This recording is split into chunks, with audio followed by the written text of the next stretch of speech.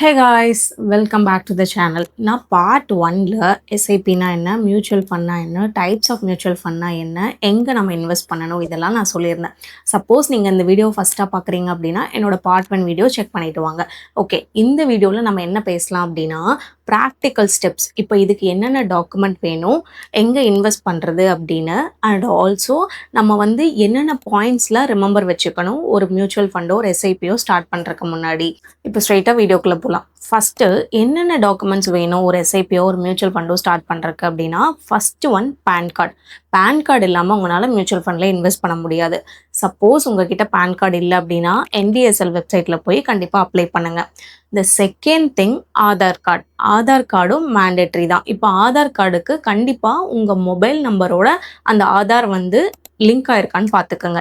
So second document நீங்கள் உங்களுக்கு என்ன வேணும் அப்படின்னா ஆதார் கார்டு வேணும். ஆதார் கார்டு எதுக்கு வேணும் அப்படின்னா உங்களோட அட்ரஸ் ப்ரூஃப்காக வேணும். அடுத்து தேர்ட் என்ன அப்படின்னா உங்களுக்கு ஒரு பேங்க் அக்கௌண்ட் இருக்கணும்.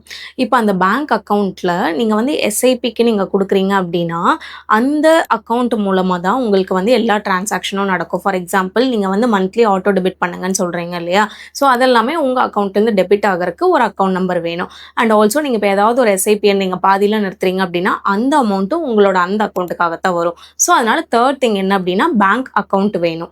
கேன்சல்டு செக், அதாவது அந்த செக்கில் நீங்கள் கேன்சல்டுன்னு எழுதியிருக்கணும். அது எதுக்காக அப்படின்னா உங்கள் பேங்க் டீட்டெயில்ஸோட ஐஎஃப்எஸ்சி கோட் வந்து அவங்களுக்கு வேணும். அதுக்காக இந்த கேன்சல்டு செக் கேட்பாங்க. சம்டைம்ஸ் வந்து நீங்கள் மேனுவலாக எடிட் பண்ணுற மாதிரி கூட இருக்கும். அடுத்து passport size photo. Passport size photo sometimes நீங்கள் அப்லோட் பண்ணுற மாதிரி இருக்கும். இல்லைனா ஏதாவது ஆப்பில் பார்த்தீங்க அப்படின்னா நீங்கள் கேமரா மூலமாக வந்து நீங்கள் ஃபோட்டோ எடுத்து அப்லோட் பண்ணுற மாதிரி இருக்கும். நெக்ஸ்ட்டு மெயில் ஐடியோ ஃபோன் நம்பரும். இது வந்து ஓடிபி வெரிஃபிகேஷனுக்காக வரும். அண்ட் ஆல்சோ நீங்கள் மந்த்லி இன்வெஸ்ட் பண்ணுறீங்க இல்லையா, அதோட ஸ்டேட்மெண்ட்ஸ் எல்லாமே உங்கள் மெயில் ஐடிக்கு வந்துடும். என்னென்ன வேணும் அப்படின்னா பேன், அடுத்து ஆதார் கார்டு, அடுத்து பேங்க் அக்கௌண்ட், அடுத்து கேன்சல்டு செக், அதுக்கடுத்து உங்களோட ஃபோட்டோ, அடுத்து இமெயில் ஐடி அண்ட் உங்களோட மொபைல் நம்பர். இப்போ சொல்லுங்கள், யார் வேணாலும் ஸ்டார்ட் பண்ணலாம் இல்லையா?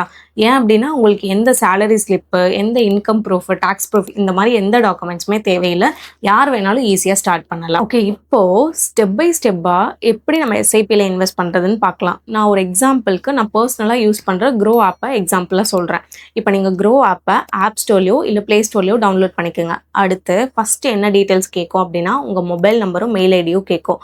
ஒன்ஸ் நீங்கள் கொடுத்து முடிச்சதுக்கப்புறம் மேபி ஓடிபி வரும். அதை கொடுத்து நீங்கள் வெரிஃபை பண்ணிட்டீங்க அப்படின்னா நோ யுவர் கஸ்டமர், அதாவது கேஒய்சி அப்படிங்கிறது பண்ணணும்.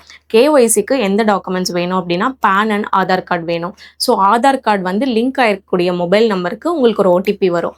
அது நீங்கள் கொடுத்தீங்க அப்படின்னா கேஒய்சி அப்ரூவல் ஆகிறதுக்கு ஒரு 1 to 2 ஒர்க்கிங் டேஸ் ஆகும். அவ்வளோதாங்க, முடிஞ்சிருச்சு. இப்போ நம்ம அக்கௌண்ட் க்ரியேட் பண்ணிட்டோம். வந்து ஸ்டார்டிங்கில் ஒரு 500 or 1000லேருந்து தான் நான் ஸ்டார்ட் பண்ணுறேன் அப்படின்னா நீங்கள் வந்து எஸ்ஐபி ஆப்ஷன் சூஸ் பண்ணிக்கலாம். இப்போது எஸ்ஐபி வேலை எப்படி இன்வெஸ்ட் பண்ணலான்னு பார்க்கலாம். உங்களுக்கு வாட் எவர் அமௌண்ட் கம்ஃபர்டபுளோ ஃபார் 500, 1000 அந்த மாதிரி எது கம்ஃபர்டபுளோ நீங்கள் அதுலேருந்து ஸ்டார்ட் பண்ணிக்கலாம்.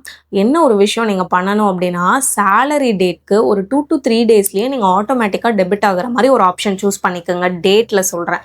ஏன் அப்படின்னா நம்ம வந்து எல்லா எக்ஸ்பென்ஸும் பண்ணுறதுக்கு முன்னாடி நம்ம வந்து இதுக்கு பண்ணோம் அப்படின்னா ஓகே நம்மளுக்கு வந்து ஒரு சேவிங்ஸ் ஆகுது அப்படிங்கிற ஒரு பயம் இல்லாமல் இருப்போம். ஏன்னா மந்த் ஸ்டார்டிங்லேயே பண்ணிட்டா. நீங்கள் நினைக்கலாம் ஏன் நான் மந்த் எண்டில் போடலாமா அப்படின்னு சொல்லிட்டு. மந்த் எண்டில் கூட போடலாம், பட் நீங்கள் வந்து வாண்டட் டு மேக் ஷியோர் உங்கள் அக்கௌண்ட்டில் அமௌண்ட் இருக்கா அப்படின்னு நீங்கள் செக் பண்ணிக்கணும். ஸோ இதே வந்து மந்த்து ஸ்டார்டிங்கில் போடுறது ரொம்ப பெஸ்ட் ஆப்ஷன். ஓகே, அவ்வளோதாங்க. We are now an investor.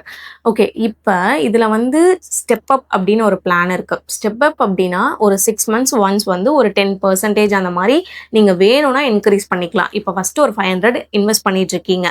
ஒரு 6 மாதம் கழிச்சு இல்லை நான் இன்னொரு 5% 10% ஃபார் எக்ஸாம்பிள் ஒரு 600 நான் இன்வெஸ்ட் பண்ண முடியும், இல்லை என்னால் 1000 இன்வெஸ்ட் பண்ண முடியும் அப்படின்னா நீங்கள் அந்த ஸ்டெப் அப் ஆப்ஷன் கொடுத்துக்கலாம். இன்கம் நம்மளுக்கு வந்து கொஞ்சம் ஏற ஏற நம்ம வந்து இந்த மாதிரி ஸ்டெப் அப் பண்ணி எஸ்ஐபியில் நம்ம கொஞ்சம் அதிகமாக இன்வெஸ்ட் பண்ணுறதுக்கான ஆப்ஷன் வந்து அந்த ஸ்டெப் அப் ஆப்ஷன். இந்த வீடியோ எண்ட் பண்ணுறதுக்கு முன்னாடி வாட் ஆல் த திங்ஸ் நம்ம வந்து கவனமாக வச்சுருக்கணும் அப்படின்னு பார்க்கலாம்.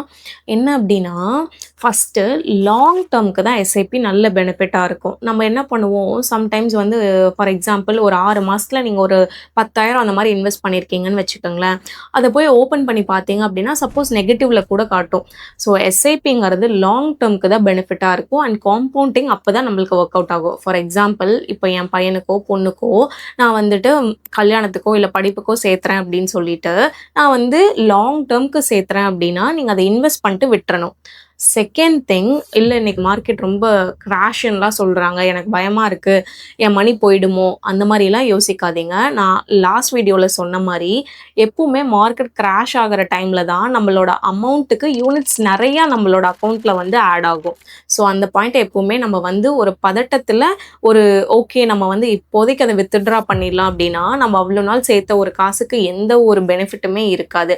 ஸோ அதை நம்ம மனசில் வச்சுக்கணும். Increase your step up every year, அதை முடிஞ்ச வரைக்கும் ஸ்டெப் அப் பண்ணுங்க.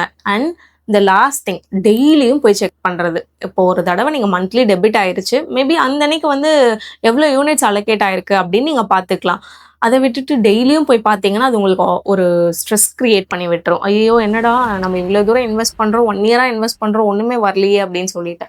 ஸோ ஒரு 5 to 10 இயர்ஸ்க்கு தான் இது வந்து நல்லா இருக்கும் அப்படின்னு சொல்கிறாங்க. ஸோ நாமளும் போய் டெய்லியும் செக் பண்ணாமல் இருக்கிறது நல்லது. ஏன்னா அன்அவாய்டபிள் ப்ரெஷர், ஸ்ட்ரெஸ் இதையெல்லாம் நம்ம குறைச்சிக்கலாம். இன்னொரு விஷயம் நான் தெரிஞ்சுக்கிட்டது சொல்கிறேன்.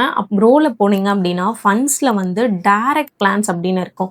டைரக்ட் பிளான்ஸ் போனீங்க அப்படின்னா உங்களுக்கு வந்து அந்த இன்ட்ரெஸ்ட் கமிஷன் அப்படிங்கிறது கம்மி தான் when compared to regular plan. அதாவது டைரக்டில் வந்து ஃபீஸ் கம்மியாக இருக்கும். ரெகுலர் பிளானில் பார்த்தீங்க அப்படின்னா அது ஒரு கைண்ட் ஆஃப் கமிஷன் அப்படிங்கிறது ஒரு புரோக்கருக்கோ இல்லை வந்து அந்த ஸ்டாக் மெயின்டைன் பண்ணுறவங்களுக்கோ இல்லை அந்த ஸ்டாக் மேனேஜருக்கோ போகும். ஸோ பெட்டர் நம்ம வந்து மியூச்சுவல் ஃபண்டில் டைரக்ட் பிளான் அப்படின்னு போட்டு பார்த்தீங்கன்னா தெரியும். ஸோ அதில் இன்வெஸ்ட் பண்ணோம் அப்படின்னா நமக்கு வந்து ஃபீஸ் கான்ட்ரிபியூஷன் கொஞ்சம் கம்மியாக இருக்கும். இது வந்து ஆட்டோமேட்டிக்காக நம்மளுக்கு ரிட்டர்ன்ஸ் வரும்போது இது வந்து அஃபெக்ட் ஆகும். So better to go for direct plans other than regular plans.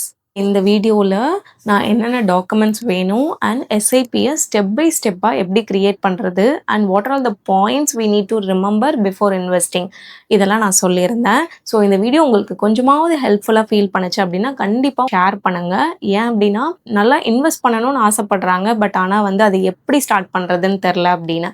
So இந்த பிள்ளையார் சொல்லி போடுறதுக்கு இந்த வீடியோ யூஸ்ஃபுல்லாக இருக்கும்னு நினைக்கிறேன். இந்த வீடியோ பிடிச்சிருந்தா கண்டிப்பாக லைக் பண்ணுங்கள். உங்கள் ஃப்ரெண்ட்ஸ் சர்க்கிளில் யாராவது எஸ்ஐபி எப்படி ஸ்டார்ட் பண்ணுறது அப்படின்னு இன்னும் ஒரு டவுட்ஃபுல்லாக இருக்காங்க அப்படின்னா அவங்களுக்கு இதை கண்டிப்பாக ஷேர் பண்ணுங்கள். அண்ட் ஏதாவது டவுட்ஸ் இருந்தால் கண்டிப்பாக எனக்கு கமெண்ட் பண்ணுங்கள். And stay tune for the next video. Bye.